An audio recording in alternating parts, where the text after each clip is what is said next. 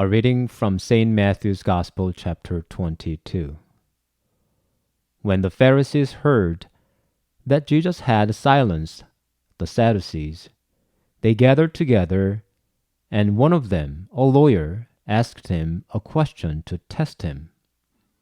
"Teacher, which commandment in the law is the greatest?" Jesus said to them, "You shall love the Lord your God with all your heart, and with all your soul, and with all your mind. This is the greatest and first commandment. And a second is like it.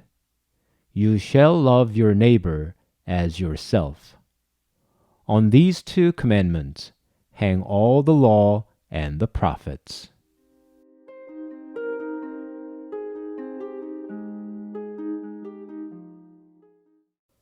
I have read this passage of St. Matthew's Gospel many times, but didn't pay much attention to the first sentence, verse 34 of chapter 22, until I read a commentary of St. Cyril of Alexandria of the 5th century.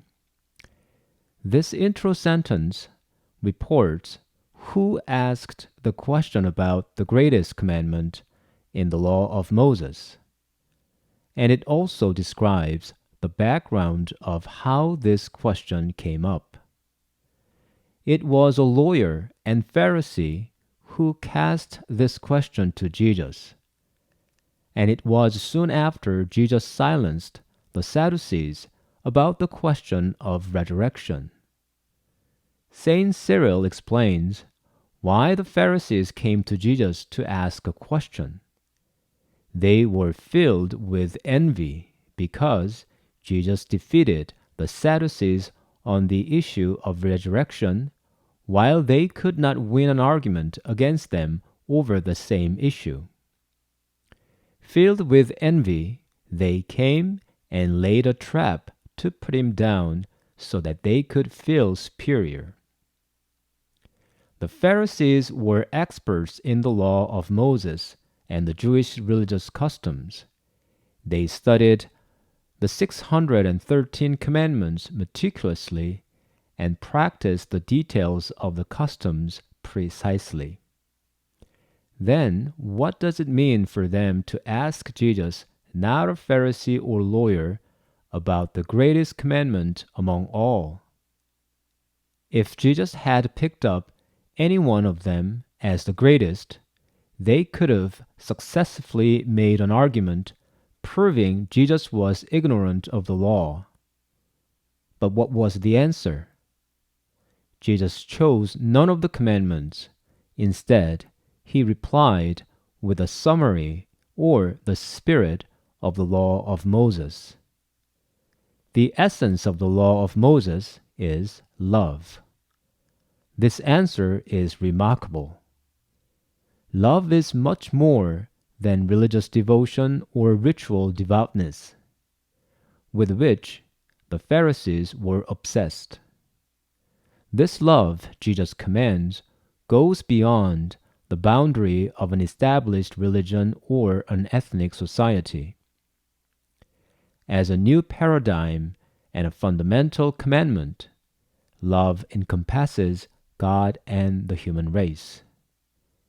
Upon this new vision and commandment was Christianity built.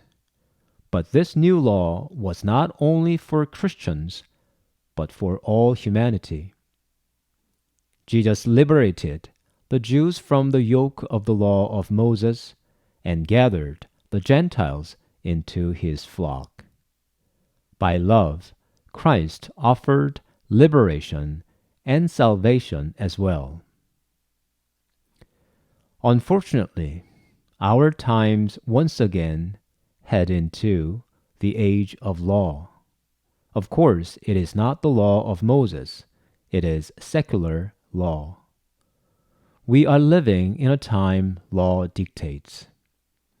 This past week, Canadian Catholic bishops issued a statement warning against the retabling of Bill C-7.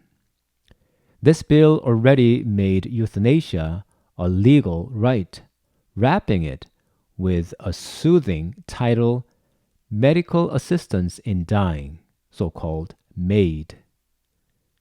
Now, during this pandemic, the Canadian legislature wants to remove some safeguards for the decision-making process of doctor-assisted suicide so that euthanasia is more readily available in Canada.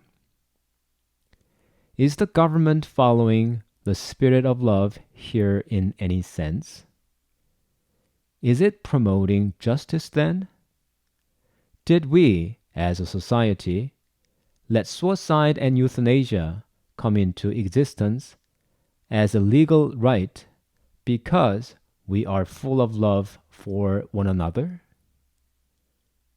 Contemporary law focuses on human desires and profits.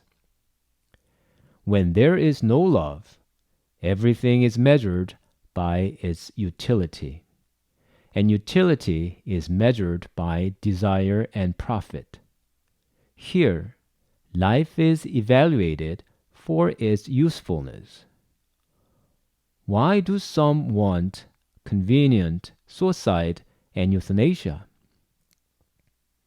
If life poses too much pain and suffering, or even just too much headache, according to this reasoning, it is not useful to keep. Life becomes a burden to everyone, and this burden costs economic resources too. Then end it.